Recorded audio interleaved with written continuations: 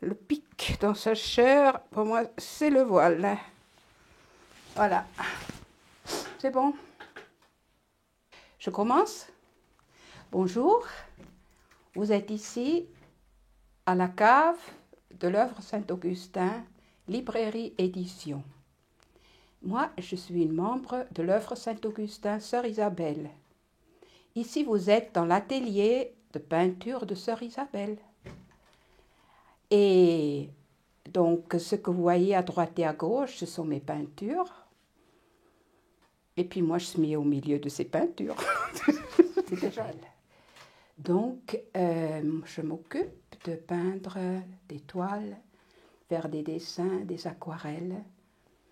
J'élabore des commandes, des travaux de toutes sortes.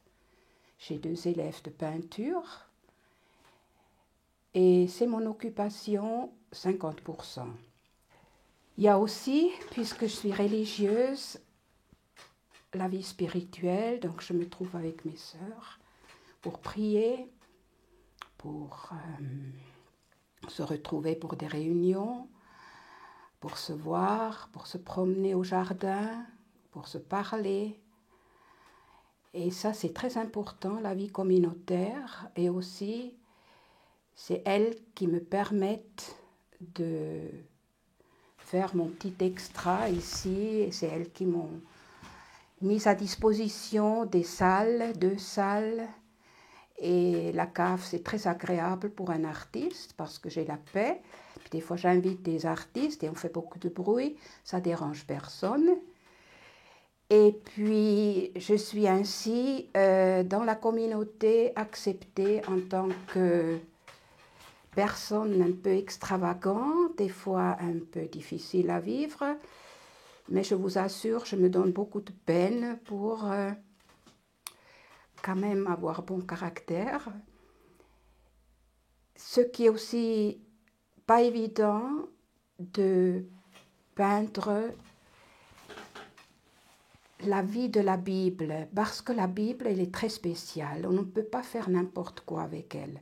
Donc, quand je peins un thème biblique, je dois approfondir le texte, je dois m'occuper des traductions d'un texte pour avoir une large vue sur ce thème-là. Je ne veux pas faire une peinture religieuse en gélatine au mètre cube, vous voyez. J'aimerais vraiment égaler la tradition, représenter les personnages de la Bible, d'être fidèle à une certaine disposition, pas inventer une chose à la Isabelle. Donc c'est un travail très laborieux et je ne me sens pas toujours digne et à la hauteur. Je vous explique. J'ai beaucoup travaillé, ça se trouve dans l'évangile de Saint Jean, chapitre 8, je crois, c'est la femme adultère. C'est un évangile que j'aime énormément. Parce que Jésus, il a une certaine mise en scène. Ses compatriotes, ils ont une mise en scène. La femme est au milieu de tout ça, elle a sa mise en scène particulière. Ce qui est très spécial de cet évangile, c'est que le peuple, qui est le peuple du Christ, c'est ses compatriotes, ça c'est la chaise qui fait du bruit, hein, c'est pas moi. Alors, c'est ses compatriotes, et ils ont une bonne foi. Ils croient ce qu'ils font est juste. C'était selon la loi de Moïse. Ensuite, Jésus est l'un d'eux. Il est juif, il est fils de Dieu, ce que nous savons maintenant qu'il est fils de Dieu, à la droite du Père, avec tout ce que ça comporte comme tableau majestueux, et on le met à l'épreuve, parce qu'ils ne savent pas qui il est. Ils voient arriver cette foule avec des cris, des hurlements, il faut s'imaginer, et ils se sont déjà bien procuré des pierres, parce qu'autour du temple, il n'y a pas beaucoup de pierres, c'est propre, bien balayé. Et cette femme qui se défend, qui se débat, mais il la traîne malgré elle et il la jette, je m'imagine ça, c'est peintre, comme ça devant le Christ. Elle est par terre écroulée devant le Christ. Et il regarde toute cette scène et il se baisse. Et qu'est-ce qu'il fait? Il fait un graffiti. Alors, le Seigneur Jésus, qui écrit dans le sable ou dans la poussière, et il dessine, ou il écrit, savions même, c'est la calligraphie, c'est des graffitis, et personne ne sait ce qu'il écrit. Je me suis déjà posé la question, mais qu'est-ce qu'il peut bien faire là en bas dans le sable pendant les autres se trémoussent et essaye de... Puis il l'interpelle pendant qu'il est en train de dessiner. Donc, lui, il est tout cool, il fait son dessin comme rien n'était. Moi, en tant que peintre, et puisque j'ai 1001 fois, j'ai déjà réfléchi là-dessus, pendant une prière, je me suis dit, je vais une fois me baisser avec lui. Donc, dans ma prière, je me suis baissée à côté de lui, tout près. Il était à quelques dizaines de centimètres du sol. Ce que j'ai vu, c'est à travers les cheveux de Jésus. J'ai vu ses yeux. Et ses yeux étaient indescriptibles. On ne peut pas décrire ça. Et j'ai compris pourquoi il se baissait finalement, parce que dans ses yeux, il y avait un tel feu, un feu dévorant, qu'il essayait de contrôler. Il y avait une telle énergie, une telle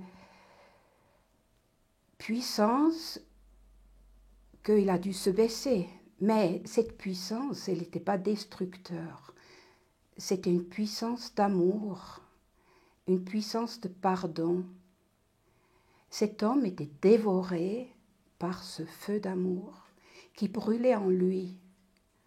Et il pouvait que se déverser sur la pécheresse qui était là, accroupie devant lui, à quatre pattes, pleurant. Il ne pouvait pas ne pas lui pardonner quand on est habité d'un tel feu. Et là, il était Dieu. Et il a dit à la femme, ma fille, est-ce qu'ils sont tous partis? Il a dit, oui Seigneur, ils sont tous partis. Et il lui a dit, donc il n'y a personne pour te condamner. Elle a dit, non Seigneur, il n'y a personne. Et alors là, il lui dit, moi non plus, je ne te juge pas. Va et ne pêche plus. Et là, dans ces quelques mots, j'ai vu toute l'humanité, vous et moi, croyants, non-croyants, sectes, toute religion confondue, l'être humain tout court devant lui, dans la forme, dans la personne de cette femme adultère, parce que nous, devant Dieu, on est tous pécheurs. Mais je vous dis ça pas pour faire la leçon ou faire un cours parce que je suis incapable, je n'ai pas étudié. Mais ce qui m'intéresse, c'est ce feu à l'intérieur de son regard.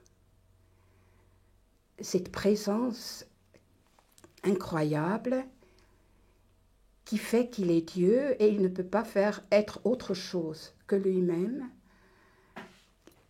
C'est ce feu, cette volonté farouche, cette obsession divine qui fait que ça l'a jeté sur les planches de la croix.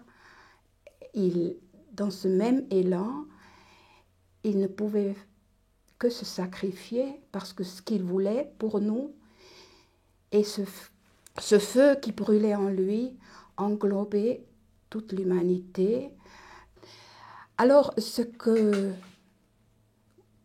vous voyez ici, c'est une petite surface d'une recherche d'une religieuse indigne qui aimerait arriver à servir Dieu et de rendre un tout petit peu sa gloire. Mais c'est terrible, j'arriverai jamais.